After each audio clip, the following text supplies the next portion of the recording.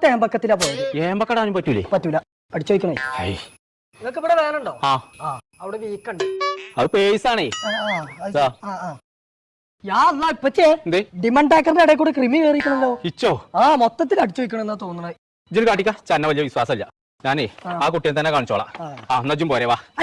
എന്തേ? കക്കൂസ്കൊക്കെ വന്നിട്ട് പോകാണ്ട്.